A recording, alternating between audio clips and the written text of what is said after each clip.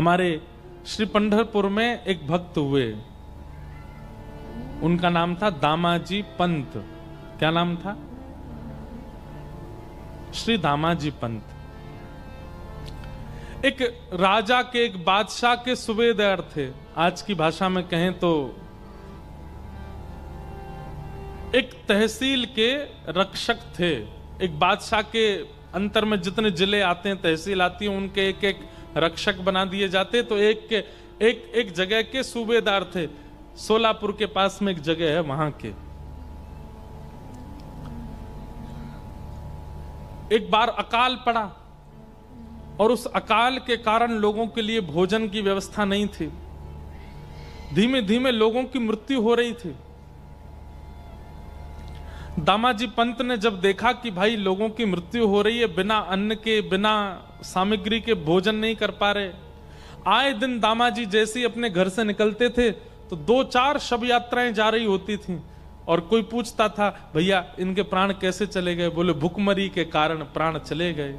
अकाल पड़ा है, खाने को अन्न नहीं है, बादशाह राजा सब अपने भंडार भर रहे हैं, जनता पर, प्रजा पर कोई कृपा कर नहीं रहा है, लोग मर रहे हैं। दामाजी क्या करते थे? अपने घर आते और घर की कुछ सामग्रियां बेच देते, कुछ अन्न इकट्ठा करके और फिर लोगों में बांटते। अपनी पत्नी के आभूषण बेच देते, फिर लोगों में बांट देते। धीरे धीरे करके उन्होंने अपने जितना उनका जीवन की जमा पूंजी थी सब खर्च कर दी। और सब करके करते क्या थे? अन्न खरीदते, अन्न लाते और लोगों में, गांव में बांट देते। जितना उनसे हो पा रहा था लोगों की सेवा में दे रहे थे। लेकिन एक समय ऐसा आया, श्री दामाजी पंत के पास में अब बेचने के लिए कुछ भी नहीं था। एक घर में कितनी सामग्री होगी? ज्यादा से ज्यादा 2-4 घरों को दे सके इतनी सामग्री थी। लेकिन यहां भुखमरी तो पूरे क्षेत्र में थी, अकाल तो पूरे क्षेत्र में था। तो दामाजी पंत एक दिन रात भर सोचने लगे, क्या करूं मैं? कैसे इन जीवों का कल्याण करूं? कैसे इन लोगों को मरने से बचाऊं? क्योंकि वे एक सूबेदार थे,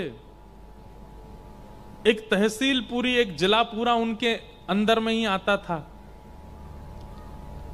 तो बादशाह का अन्न कोष, उसकी चाबी उन्हीं के पास ही रहती थी। बहुत ध्यान से सुनना। बादशाह के अन्नकोष की चाबी उन्हीं के पास रहती थी। दामाजी पंत ने अपनी पत्नी को रात में बुलाया और कहा, देवी मेरे मन में एक योजना तो है लोगों के घरों में अन्न पहुंचाने की, लोगों की मृत्यु को टालने की, लोगों को जीवन देने की, पर इस योजना से मेरे प्राण चले जाएंगे। पत्नी घबरा गई, बोले आप कैसी बात कर रहे हैं? ऐसा कुछ भी नहीं करना जिससे आपके प्राण जाएं। मैं कहां जाऊंगी फिर? दामाजी कहने लगे, देवी मेरे एक के प्राण जाएंगे पर लाखों के प्राण बच जाएंगे। और ऐसा भी हो सकता है कि मेरे तो प्राण जाएं, साथ में तुम्हारे भी प्राण ले लिए जाएं। पत्नी बोली, ऐसा क्या विचार कर रहे हैं आप? तब दामाजी बोले, मेरे पास ये अन्न कोष की चाबी है बादशाह की, उसमें इतना अन्न होगा कि अगले 2-3 महीने तक, जब तक वर्षा का समय नहीं आता, जब तक ठाकुर जी की कृपा नहीं होती पृथ्वी पर, तब तक लोग मरेंगे नहीं। इतना तो अन्न होगा, उसको मैं खोल दूंगा, लोगों में बांट दूंगा, और फिर जब बादशाह को पता चलेगा वो मुझे सूली पर चढ़ाएंगे, और हो सकता है कि मेरे साथ साथ तुम्हें भी चढ़ा दें। लेकिन मेरे मन में आता है कि अगर मेरे प्राण चले जाएं, लाखों के बच जाएं, तो ये सेवा मैं कर सकता हूं। अब इस बात को सोचिएगा, ऐसी विचारधारा रखने वाला व्यक्ति वो कपटी नहीं हो सकता, उसके चित्त में छल नहीं हो सकता, उसके चित्त में चतुराई नहीं हो सकती। ऐसी बुद्धि वही कर सकता है जिसका चित्त बहुत सरल और निर्मल हो।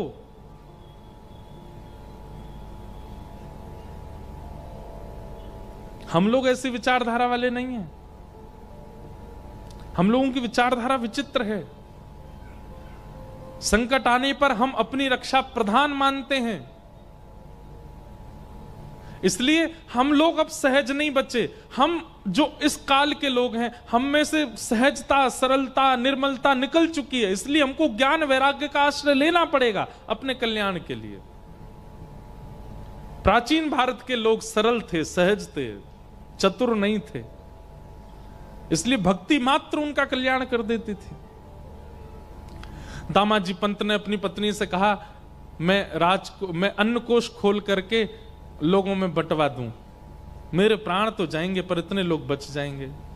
पत्नी ने कहा, मुझे स्वीकार है, आप कीजिए।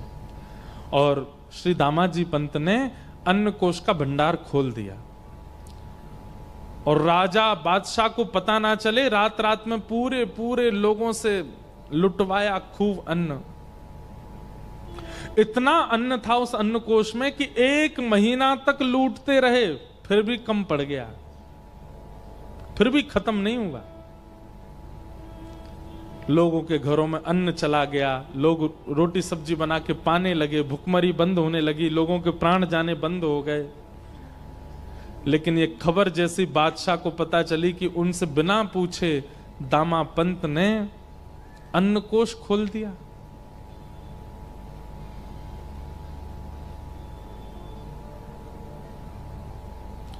बादशाह ने आज्ञा कर दी, तुरंत बंदी बनाओ और दामा पंत को पकड़ करके बंदी बना करके सूली पर चढ़ा दो। मुझसे बिना आज्ञा लिए इसने ये किया कैसे? राजा के जो सेना थी, उस सेना गई घोड़ों पर बैठ करके। दामाजी को पता था कि एक दिन तो ये होना है, और आज जैसे ही सैनिकों को आते देखा, अपनी पत्नी को मुस्कुरा कर देख करके बोले, देवी अब मुझे आज्ञा दो, अब मुझे जाना होगा। देखो ये सब आ रहे हैं, ये मुझे ले जाने ही आ रहे हैं और मुझे सूली पर चढ़ाएंगे। तुम ध्यान रखना अपना, और अपनी भक्ति तो करना ही, साथ ही मेरा स्मरण करके मेरा भजन की जो क्रिया है उसको भी तुम करती रहना। पत्नी बहुत रोई, दामाजी को बंदी बना लिया और बंदी बना करके सेना जो थी ले जाने लगी। चलो राजा की आज्ञा है, तुम्हें सूली पर चढ़ाना है। हाथों में हथकड़ी, पैरों में बेड़ियां बांध करके ले जा रहे थे दामाजी को। थोड़ी दूर पर पंढरपुर आया और पंढरपुर आते ही नेत्र सजल हो गए श्री दामाजी के। और जो सेनापति था उससे कहा, एक अंतिम इच्छा मेरी पूरी कर देंगे आप? बोले क्या? ये मेरे इष्ट का स्थान है, श्री पंडरीनाथ भगवान यहां विराजते, आपकी अगर आज्ञा हो तो मैं ठाकुर जी को केवल प्रणाम कर लूं। प्रणाम करके मुझे बस उनका दर्शन करना है। ठाकुर जी के सन्मुख दामाजी को ले गए। दामाजी ने सजल नेत्रों से कहा, हे विठल, हे विठोबा, मैंने अपने लिए कुछ नहीं किया, केवल आपको भजने वाले वैष्णव, आपके जन, ये संसार के लोग ये केवल खा सकें, इनके अकाल मृत्यु से, अकाल कारण से मृत्यु ना हो, बस इसलिए मैंने वो अन्न कोष खोल दिया। किया मैंने गलत है, ये अपराध मैंने किया कि एक बादशाह का अन्न कोष, एक राजा का अन्न कोष उससे बिना पूछे मैंने खोल दिया। लेकिन मैं अगर उनसे पूछने जाता तो वो कहीं ना कहीं चाबियां भी मुझसे अपने पास रख लेते और फिर मैं जीवन में कभी मानव सेवा नहीं कर पाता, लोगों को अन्न नहीं दिलवा पाता। इसलिए मैंने उनसे पूछना उचित नहीं समझा, बिना पूछे ये क्रिया मैंने की, जो कि है तो अपराध। लेकिन भगवान, इस अपराध से क्रुद्ध होकर के, नाराज होकर के आप चाहे जो मुझे दंड दीजिएगा, पर नाथ अपने से दूर मत कीजिएगा।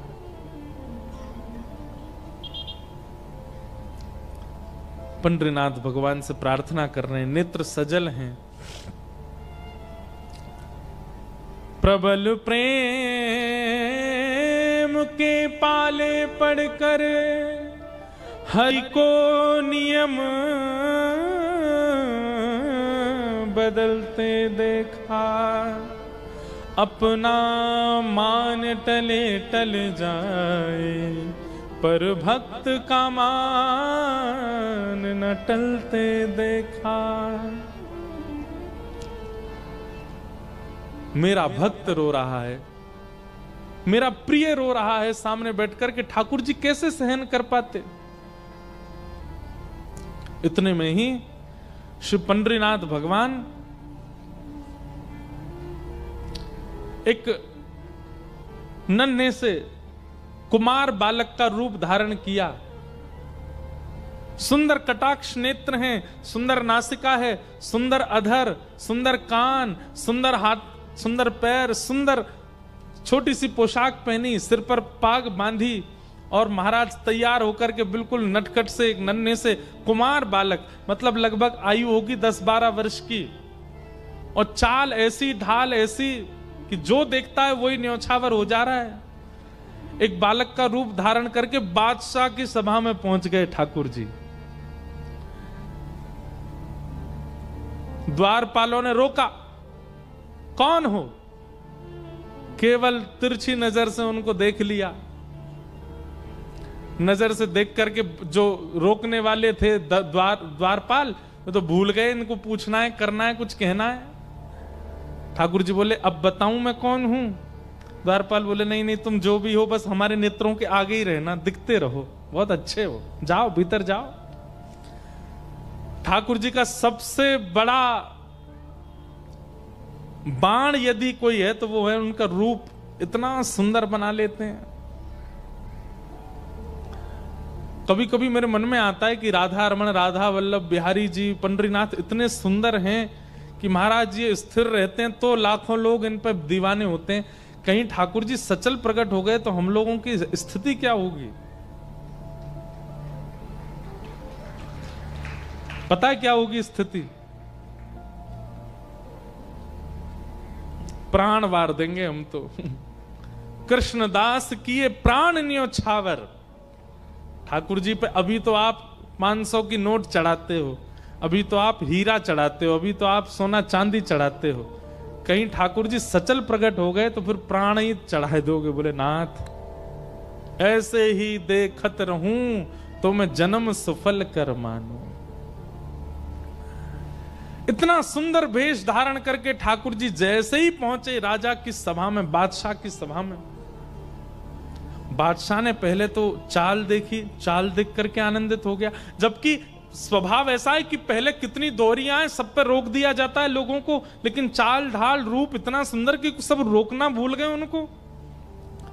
बादशाह भी कहना तो चाह रहा है, सेनापति मंत्री जाके देखो ये कौन है, लेकिन शब्द ही नहीं निकल रहा मुख से। बस मन हो रहा है ये थोड़ा और समीप आए, थोड़ा और समीप आए, थोड़ा और पास आ जाए, थोड़ा और पास आ जाए। ठाकुर जी आके सामने खड़े हो गए। बादशाह ने पूछा, तुम्हारा परिचय कौन हो? बोले, मेरे नाम तो अनेक हैं पर प्यार से सब लोग मुझे विठू विठू बुलाते हैं। क्या नाम है तुम्हारा? बोले, विठोवा। विठोवा? हाँ, कितना सुंदर नाम है, जितने सुंदर तुम उतना ही सुंदर तुम्हारा नाम है। कैसे आना हुआ तुम्हारा हमारे यहां? बोले, अरे मेरे स्वामी हैं, मैं जिनका दास हूं, मैं जिनका सेवक हूं, ऐसे मेरे स्वामी, मेरे महाराज, मेरे सर्वस्व। कौन? आपके सूबेदार श्री दामाजी पंत, वो मेरे स्वामी हैं। मैं उनके यहां नौकरी करता हूं, मैं उनका सेवक हूं। उनका बहुत सारा धन मेरे पास पड़ा था, मैंने बहुत बार उनसे कहा कि आप आके ले लीजिए, लेकिन वो इतने व्यस्त थे कि वो नहीं आ पाए। इतने उदार, अपना सारा धन मेरे पास छोड़ दिया। पर आज मुझे पता चला कि उनके धन, आपकी किसी सामग्री का उन्होंने प्रयोग किया जिसका धन वो चुका नहीं पाए, आप उनको सूली पे चढ़ा रहे हो। तो मैंने सोचा कि उनका जो बकाया धन है जो मुझ पर है वो मैं आपको दे देता हूं ताकि उनकी मृत्यु टल जाए। बादशाह बोले, इधर देखो सब लोग, इधर देखो, यहां देखो, कथा सुनो। बादशाह बोला, बातें तो तुम बहुत अच्छी कर रहे हो, तुम्हारा स्वर भी बहुत मीठा है, देखने में भी बहुत सुंदर हो, लेकिन भैया तुम्हारे जो स्वामी हैं उन्होंने इतना अन्न लिया है कि उसको दामाजी पंत क्या, किसी देश का कोई बहुत बड़ा सेठ भी चाहे तो नहीं भरपाई कर पाएगा। इतना अन्न प्रयोग में लिया उन्होंने। कहां से दोगे इतना धन? बोले आप ले लीजिए, कम पड़े तो बताइएगा। कहां है, लेके आयो? कोई बैलगाड़ियों में लायो? किसने? बोले नहीं, ये रखी पोटली। बादशाह जोर से ऐसा बोले, इस पोटली में लाए? बोले हाँ। चलो निकालो, कितना है हम भी देखें। सब लोग हंसने लगे। ठाकुर जी ने पोटली खोली और जैसे ही उल्टी करी, निकलता ही गया, निकलता ही गया, निकलते ही गया, निकलते ही गया। सोने का एक मानो जैसे मेरू पर्वत जैसा खड़ा हो गया राजा के सामने। बादशाह तो आज पहले तो रूप पे मोहित हो गया, फिर वाणी पर मोहित हो गया, चाल ढाल पर मोहित हो गया, फिर ये चमत्कार देख करके वो तो बिल्कुल मानो जैसे न्योछावरी हो गया। भैया बस बस बस बस बस करो, ये तो अन्न क्षेत्र में इतना अन्न नहीं था जितना तुम धन दे रहे हो, ये तो उससे बहुत ज्यादा दे रहे हो। और ये कैसा तुम्हारे पास ये चमत्कारी तुम्हारा ये झोला है छोटा सा, इसको उल्टा कर दे, इतना निकल रहा है। ये मेरे स्वामी श्री दामाजी पंत ने मुझको दिया है। आपसे प्रार्थना है मेरे स्वामी को मुक्त कर दीजिए। ऐसा कह करके पोटली अपने कमर पर बांध के ठाकुर जी तो वहां से चाल ढाल करते चले गए। राजा देखता ही रहा अपलक नेत्रों से। और जाते जाते ठाकुर जी गए और जाकर के राजा से बोले, अब धन पर्याप्त है ना? बोले हाँ। अब एक पत्र में लिख दीजिए कि आपने दामाजी पंत ने आपके समस्त अन्य क्षेत्र का धन आपको चुका दिया और आप उनकी मृत्यु जो दंड आप दे रहे हैं उसको आप टालते हैं, अपना हस्ताक्षर करके मोहर लगा दीजिए। और एक पत्र पर सब लिखवा करके मोहर लगा के हस्ताक्षर करवा के ठाकुर जी तो चले गए। बादशाह देखता ही रह गया। दामाजी पंत का नित्य नियम था, गीता जी का पाठ करते थे। आज सूली पर चढ़ना था उनको प्राण त्यागने के लिए। अपने अंतिम समय में अपना नित्य कर्म कर रहे थे। संध्या वंदन करके गीता जी जैसे ही उन्होंने खोली, उसमें वो पत्र मिला। पत्र में लिखा था, श्री दामाजी पंत ने जितना अन्न प्रयोग किया सबका धन चुका दिया। बादशाह के हस्ताक्षर और नीचे मोहर।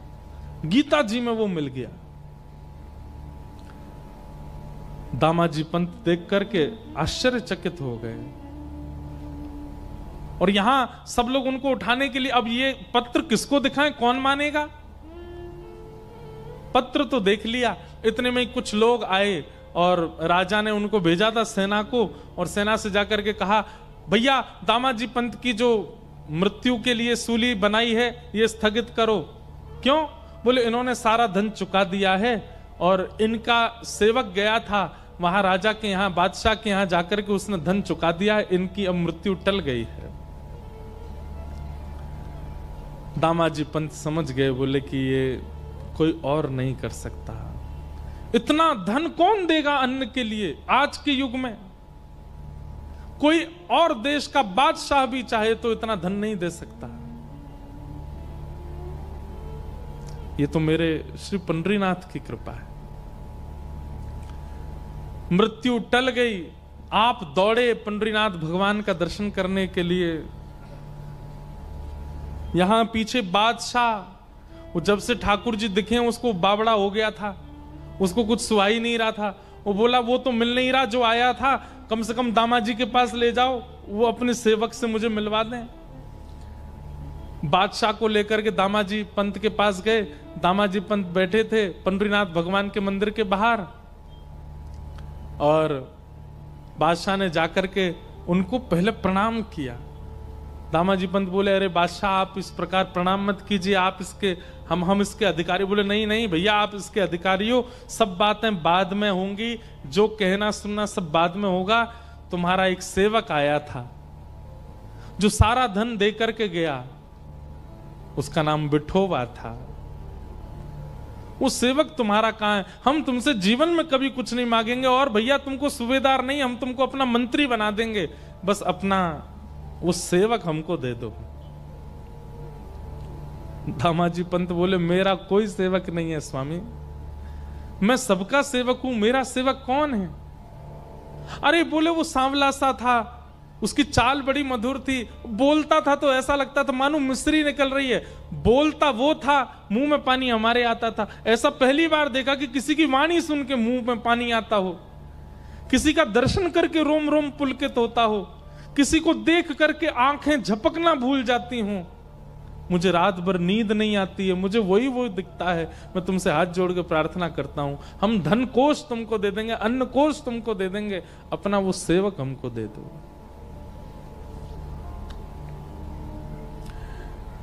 बादशाह का हाथ पकड़ करके दामाजी पंत सीढ़ियों पर लेकर के गए और कहा, नेत्र उठा करके देखो, कहीं ये तो नहीं थे? सामने श्री पंडरीनाथ भगवान खड़े थे।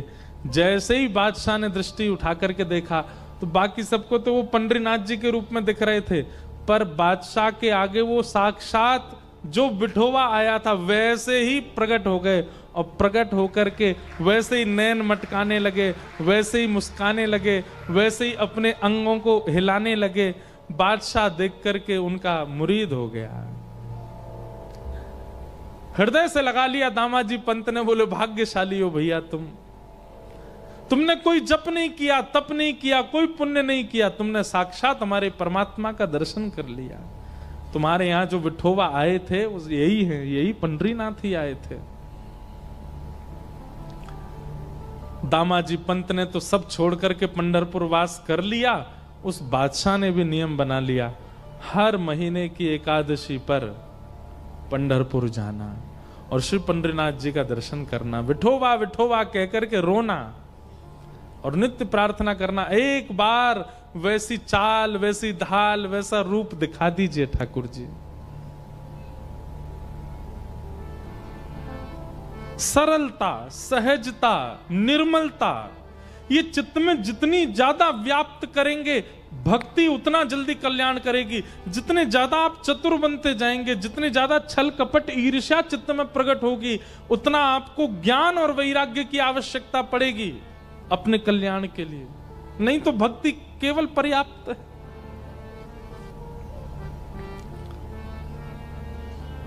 पंडरीनाथ ने कृपा की दामाजी पंत पे, क्योंकि सरल चित्त है।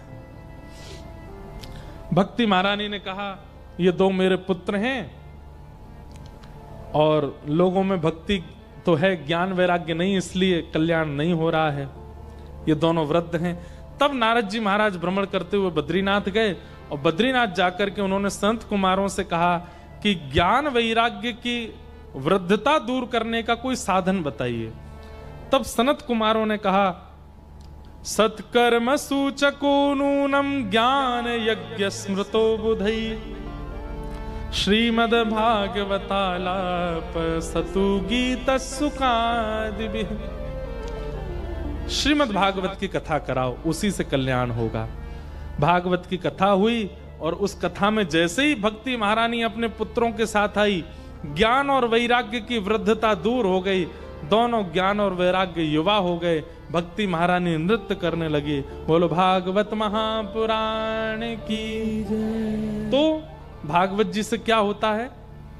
भक्ति तो हम सबके चित्त में है, पर ज्ञान और वैराग्य ये दोनों जो वृद्ध हो गए हैं चित्त में, ये फिर से युवा हो जाते हैं, फिर से श्रेष्ठ हो जाते हैं। आप लोग अनुभव करेंगे अगले 7 दिनों में आपकी निद्रा भी कम हो जाएगी, आपका भोजन भी कम हो जाएगा, आपका तामसी खाने का मन भी नहीं करेगा। अगर प्याज लहसुन आप खाते भी होंगे, नहीं भी खाओगे तो भी आपको भोजन में स्वाद आएगा। निद्रा में भी नींद सोओगे, स्वप्न में वृंदावन दिखेगा, पंडरीनाथ दिखेंगे, विट्ठल भगवान दिखेंगे, यमुना जी दिखेंगी, गिरिराज जी दिखेंगे, ब्रज के संत दिखेंगे, रसिक जन दिखेंगे। इन अगले 7 दिनों में ये अनुभव आपको होगा। सिर पर भार ज्यादा नहीं लगेगा, बहुत हल्का हल्का अनुभव होगा, सब कुछ बहुत सरल सहज निर्मल जैसा अनुभव होने लगेगा। जिसको देखोगे उसमें गुण का दर्शन होने लग जाएगा, किसी में भी दोष नहीं दिखेंगे। इसका मतलब क्या है? ज्ञान और वैराग्य दोनों युवा हो रहे हैं चित्त में। और यदि ये सब अनुभव नहीं हो रहा, जैसे कल थे वैसे ही अगले 7 दिन तक हो, तो भैया हमको आगे बताना, हम आपको प्रणाम करेंगे फिर। धन्य है। सरलता, निर्मलता, शुद्धता, पवित्रता, दीनता, ये सब गुण अब आएंगे और 7 दिन तक आएंगे। आपको यही करना, 8वें दिन से जब कथा विश्राम होगी उसके बाद भी वो सरलता, निर्मलता, शुद्धता, पवित्रता बनी रहे, वो कर्तव्य आपका है। अब ये मार्जन तो कथा करके चली जाएगी आपके चित्त का, वो स्वच्छ रखना आपकी जिम्मेवारी है। वो आपको 8वें दिन से आपको करना है। पर इन 7 दिनों में ये परिवर्तन आप देखेंगे अपने दिनचर्या में, अपने व्यवहार में, अपने स्वभाव में, अपनी क्रिया में। इस प्रकार भागवत जी का प्रथम महात्म्य कहा गया। द्वितीय महात्म्य धुंधकारी की कथा सुनाई गई, जहां आत्मदेव नाम के ब्राह्मण, उनके कोई संतान नहीं थी। एक संत ने कृपा करके उनको एक फल दिया, उस फल से उनके घर पुत्र रत्न की प्राप्ति हुई। बंधुओं, प्रकृति जो देती है स्वीकार करो, और जो नहीं देती है उसके प्रति भागो मत। प्रकृति जो प्रदान कर दे उसको स्वीकार करो। जो प्राप्त नहीं हो रहा है उसे ठाकुर जी की कृपा मान करके छोड़ दीजिए। उसके पीछे 2 बार प्रयास करना है। 2 बार में अगर नहीं प्राप्त होता है तो चाहे वो कोई व्यक्ति हो, चाहे वो कोई वस्तु हो, चाहे वो कोई साधन हो, उसका त्याग कीजिए। शायद ठाकुर जी ने उससे उचित आपके लिए सोच के रखा है। आत्मदेव नाम ब्राह्मण के संतान नहीं थी, और संतान ना होने से वो बड़े विचलित रहते थे। हमें ऐसा लगता है कि ठाकुर जी यदि किसी वस्तु का अभाव देते हैं तो इसका मतलब ठाकुर जी आपको बहुत सरल जीवन दे रहे हैं।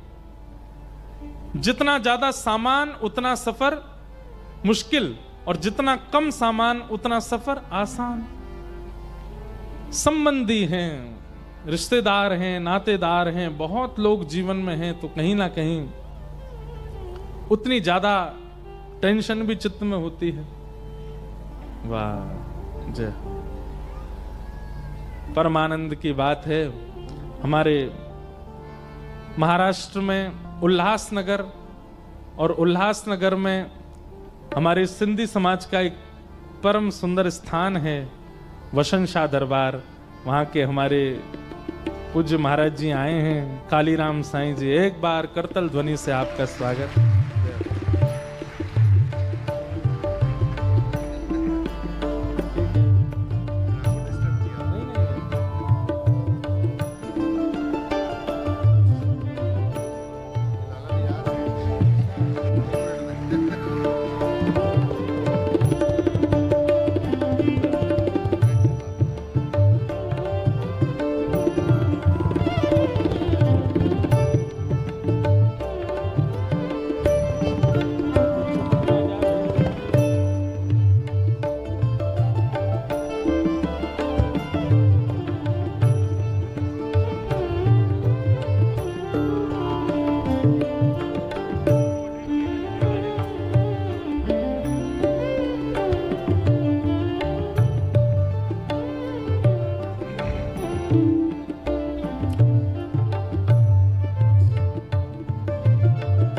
बोलो वृंदावन बिहारी लाल की।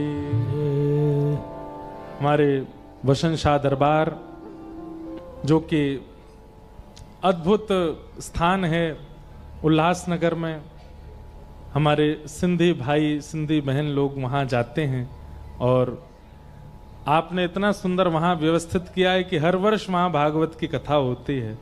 और 3 वर्षों से तो हम ही सेवा के लिए वहाँ जा रहे हैं। 2 वर्ष तो हो गए, इस बार भी वहाँ सेवा के लिए जाना है। बहुत सुंदर। आप आए आज कथा प्रथम दिवस में। समय तो पूर्णता की ओर है, कुछ भाव और कह करके फिर कथा को विश्राम की ओर ले चलेंगे। प्रकृति जो प्रदान करे वो स्वीकार कीजिए, और प्रकृति यदि किसी वस्तु का अभाव देती है उसमें अपना कल्याण मान करके उसको छोड़िए। प्रयास 2 बार करना है, यदि वस्तु प्राप्त ना हो, व्यक्ति प्राप्त ना हो, बस उसका त्याग कर दिया जाए। सब लोग बैठ जाएं, जितने लोग खड़े हैं सब बैठ जाओ, विराज जाओ।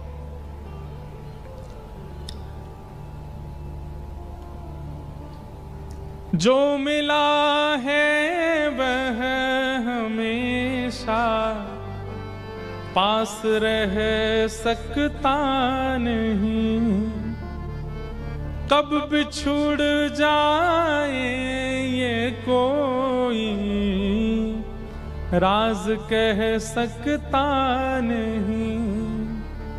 जिंदगानी का खिला मधुबन किसी का है दिया, मैं नहीं मेरा नहीं है धन किसी का है दिया।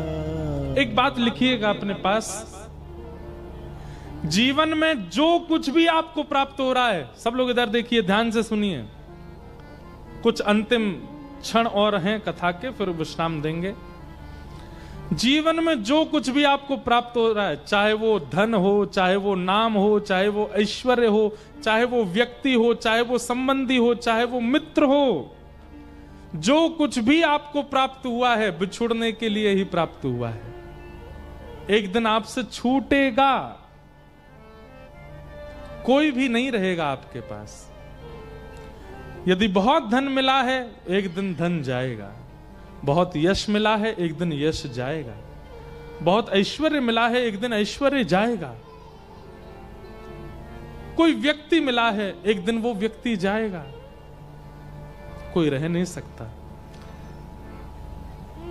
आप कहोगे महाराज जी आप तो हमने कथा सुनाने के लिए बुलाए थे, पहले दिन ही टेंशन दे रहे हो। लेकिन जैसे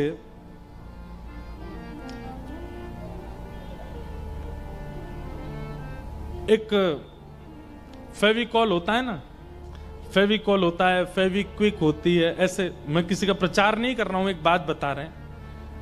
उसको यदि 2 वस्तुओं के बीच में लगा दिया जाए और उनको थोड़ी देर छोड़ दिया जाए तो वो खूब प्रयास करने पर भी बिछुड़ते नहीं। ठीक वैसे ही इस जीवन में जो वस्तु आ रही है उसके बीच में भक्ति रूपी फेविकॉल लगाओ। कोई व्यक्ति आपके जीवन में आया, बात तो सुनो पहले पूरी। कोई व्यक्ति जीवन में आया, चाहे वो पत्नी आई, चाहे वो बच्चे आए, चाहे वो मित्र आया, चाहे वो कोई भी आया, उससे आपका संबंध प्रेमवश हो गया कि भाई हम दोनों में बड़ा प्रेम है, हम दोनों में बड़ी मैत्री है, हम दोनों की वाइब्स मिलती हैं, हम दोनों की इच्छाएं मिलती हैं, सब कुछ मिलता है। लेकिन एक दिन सब टूट जाएगा, सब छूट जाएगा। दोनों में अगर भक्ति भाव नहीं मिल रहे हैं तो छूटेगा। और उसके चित्त में भी यदि भक्ति भाव हो, उसको भी आप ठाकुर जी से संबंधी बना करके फिर स्वीकार करोगे तो भी नहीं छूटेगा, सदा के लिए हो जाएगा। चाहे वो पत्नी हो, चाहे वो बच्चे हो, चाहे वो धन हो। धन भी यदि बहुत मिलता है, धन के प्रति आपकी इच्छा क्या हो गई? ये तो भोगने के लिए मिला है, मैं इससे ऐसा करूंगा, मैं ये भोगूंगा, मैं ऐसा भोगूंगा, मैं ऐसा खाऊंगा, ऐसा पीऊंगा, ऐसा पहनूंगा, ऐसे रहूंगा।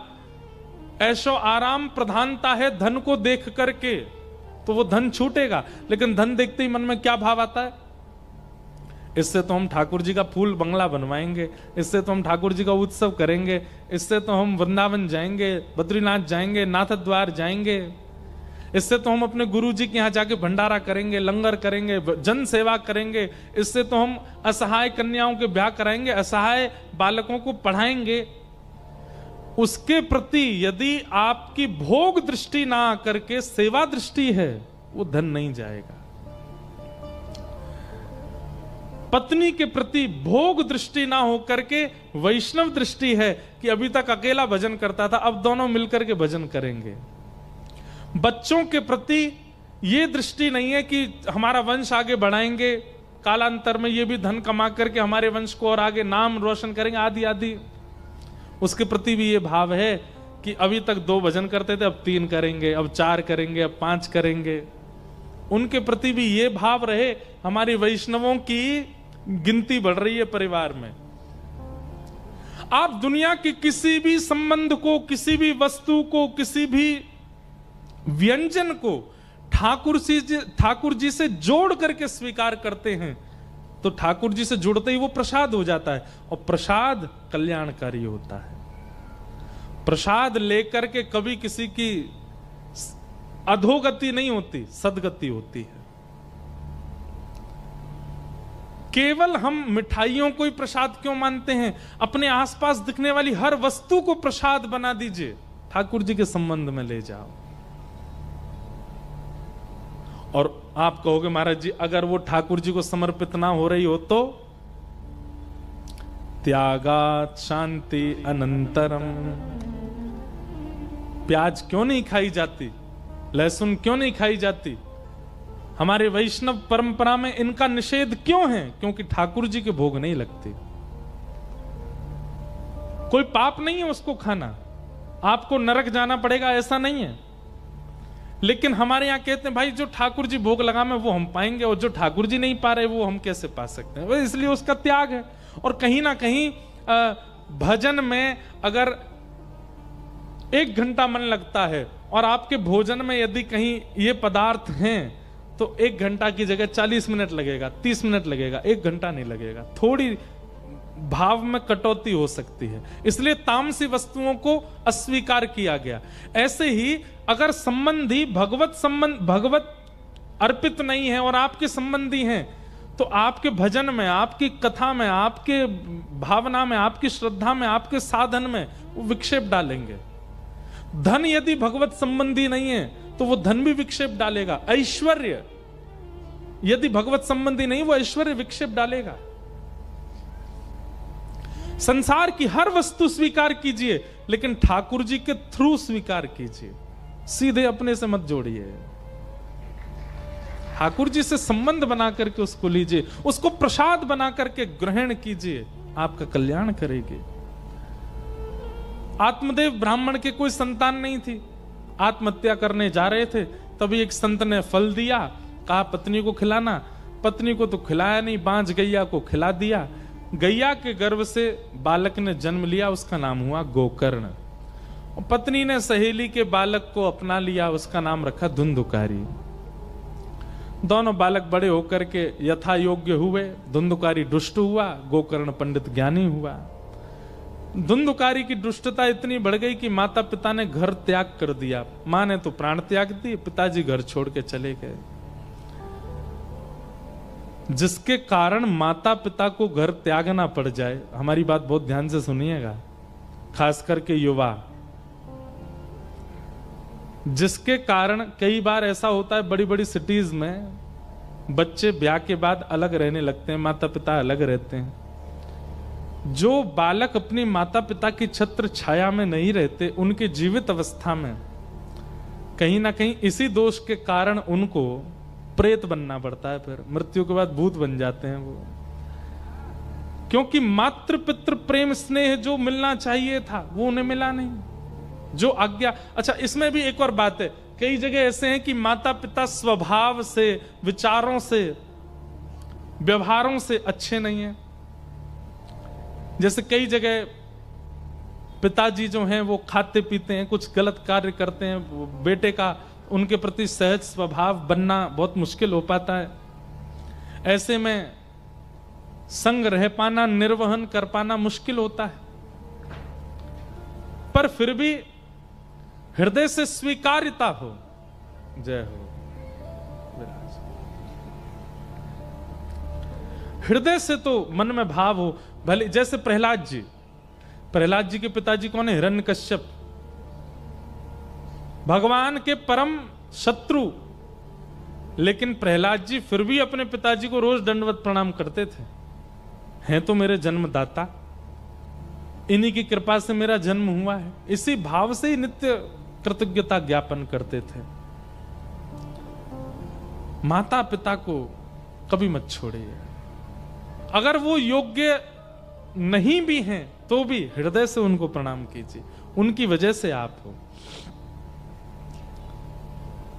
जिन माता पिता को त्याग देना पड़ता है बालकों की वजह से घर, ऐसे बालकों की सदगति नहीं होती।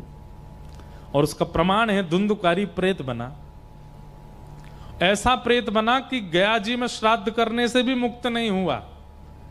तब सूर्य नारायण भगवान ने आज्ञा करके गोकर्ण जी से कहा, ऐसे प्रेतों को मुक्त करने के लिए तो भागवत की कथा करो।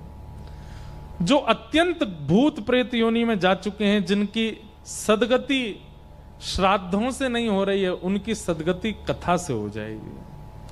तब भागवत की कथा हुई और धुंधुकारी प्रेत योनि से मुक्त होकर के भगवत धाम को प्राप्त हुआ। बोलो भागवत महापुराण की। क्या समझ में आई बात? जो भागवत जी मृतकों को कल्याण कर रही है, तो हम तो जीवित हैं, हम तो जीवित बैठे हैं। अपने कल्याण के साधन को चुनिए। आज ही सोचिए कि आपका उद्देश्य क्या है कथा सुनने के पीछे। और उस उद्देश्य से मुझे पता चला था, इस भुसावल की कथा के लिए जब प्रस्ताव आया तो हमारे एक भैया ने हमको बताया, बोले महाराज जी, युवा जो हमारे भाई लोग कथा का क्रम कर रहे हैं सब मिलके, इनके मन में भावना ऐसी है कि महाराष्ट्र में जो बढ़ता तेजी से धर्मांतरण जो कर रहे हैं युवा भाई लोग, उनके मन में ये भावना उत्पन्न करना कि भैया अपने घर के ही रहो, बार बार छोटे से लोभ में आकर के धर्मांतरण मत करो। इस पर हम और चर्चा करेंगे कल से कथा में। परंतु इस योजना से ये भाव रखा गया कि कथा हो, ताकि लोगों के चित्त में ये भावना जागृत हो कि वे परिवर्तित ना हो। प्रयास हम करेंगे कि कथा से ये योजना पूरी हो। बाकी आप सब अपने अपने मन में भाव रखिए कि इस कथा के पीछे हमारा क्या भाव है, क्या योजना, क्या परिकल्पना, क्यों हम कथा श्रवण करते हैं। उसके पीछे अपनी भावना रखते हुए कल से हम लोग नियमित रूप से कथा का श्रवण करेंगे। आप सब लोग बिल्कुल समय का ध्यान रखते हुए आइएगा। हमारे श्री उल्लासनगर के वसंत शाह दरबार से हमारे पूज्य श्री कालीराम साईं जी आए हैं, उनका बहुत बहुत अभिनंदन। हमारे परम मित्र और कालीराम साईं जी के सुपुत्र मनीष जी भी आए हैं, उनको भी बहुत बहुत वंदन। और हमारे यहाँ के एक सिद्ध दरबार के महाराज जी भी विराज रहे हैं, उनको भी बहुत बहुत वंदन। आप तो सुबह रेलवे स्टेशन भी आए थे, वहां पर मिलने हमको आए। बहुत तगड़ा सफर करके आए हम भुसावल। पंजाब से 2 तो हवाई जहाज बदले, 1 रेलगाड़ी बदली, तब भुसावल आए। इतनी मेहनत करके आए हैं, तो इस मेहनत को व्यर्थ मत जाने दीजिएगा। सब लोग समय से आकर के कथा श्रवण कीजिएगा। बड़े प्रेम और भाव से सब लोग गाइए और कथा को विश्राम दीजिए। आरती के पश्चात यहाँ से जाइएगा।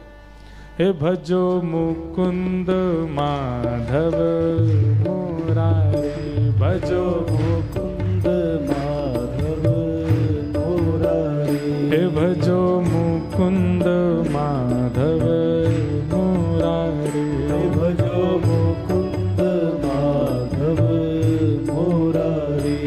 हे गिरधारी बनवारी, गिरधारी बनवारी, गिरधारी प्यारो बनवारी, गिरधारी बनवारी, हे गिरधारी प्यारो बनवारी, गिरधारी प्यारो गिरधारी, हाँ गिरधारी प्यारो मुरारी, ओ गिरधारी प्यारो मुरारी, हाँ गिरधारी बनवारी, गिरधारी बनवारी, ओ गिरधारी प्यारो बनवारी,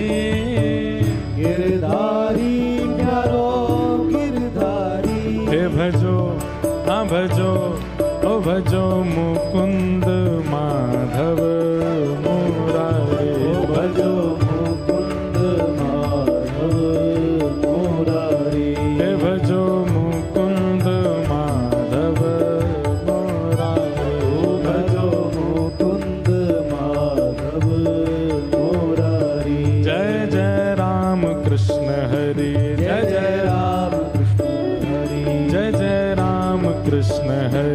जय जय राम कृष्ण हरि, जय जय राम कृष्ण हरि, जय जय राम कृष्ण हरि, जय जय राम कृष्ण हरि, जय राम कृष्ण हरि, जय जय राम कृष्ण हरि, जय राम कृष्ण हरि, जय जय राम कृष्ण हरि, जय राम कृष्ण हरि, जय जय राम कृष्ण हरि, जय राम कृष्ण हरि, जय जय राम कृष्ण हरि, जय जय राम कृष्ण हरि, जय जय राम कृष्ण हरि, जय जय राम कृष्ण हरि, जय जय राम कृष्ण हरि, जय जय राम कृष्ण हरि, जय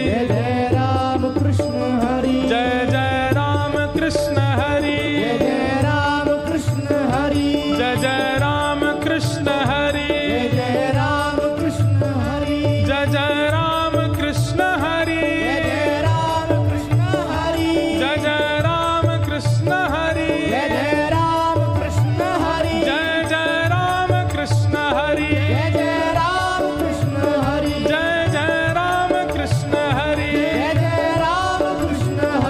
हे विठ्ठल विठ्ठल विठ्ठल विठ्ठल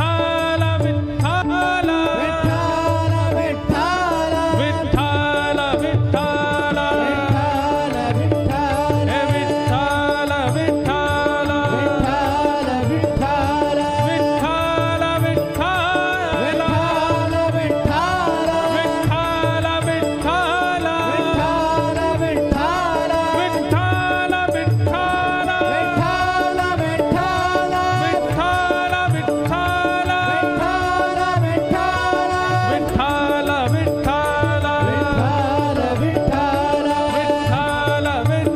विठ्ठल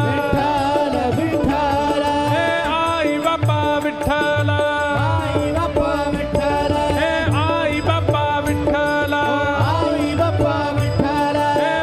विठ्ठल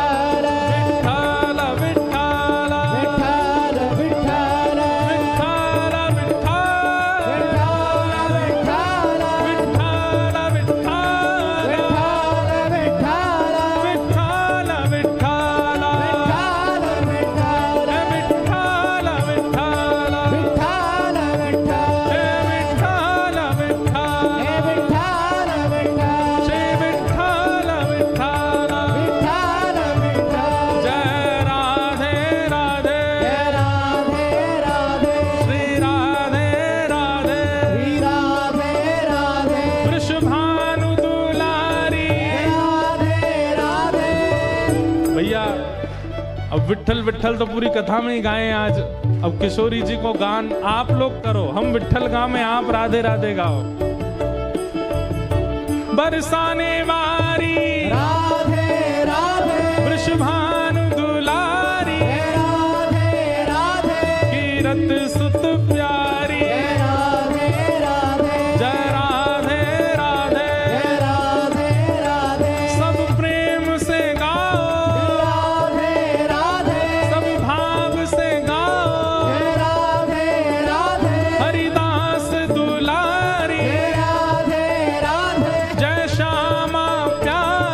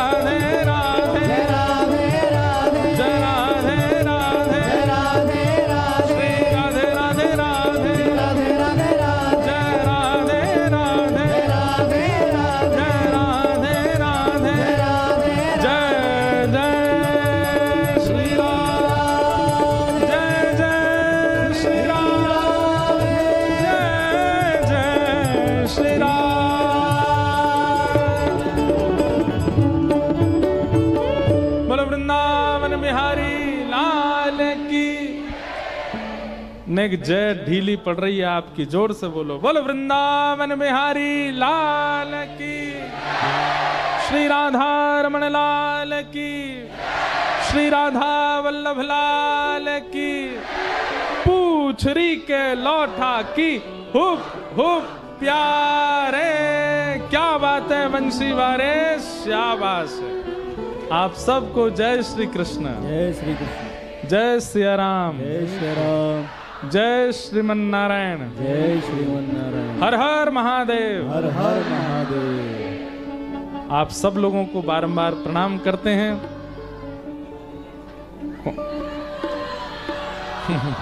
हरि बोल, सबको हरि बोल। अभी सब लोग खड़े रहो। हमारे मध्य आज हमारे वसंत शाह दरबार उल्लासनगर से कालीराम साईं जी आए हैं, तो आपको निमंत्रण देने आए हैं। उल्लासनगर में कथा है और वहाँ भी आप सब लोग जो आ सके, कई लोग आते हैं, इतनी दूर भी आते हैं, वहाँ भी आप सब लोग पधारिएगा। तो आप भी अपने कुछ भावांजलि से आप सबको निमंत्रित कर रहे हैं, आशीष दे रहे हैं। 2 शब्द आप सुने, उसके बाद आरती, आरती के बाद सब लोग यहाँ से प्रस्थान कीजिएगा। जय जय श्री राधे।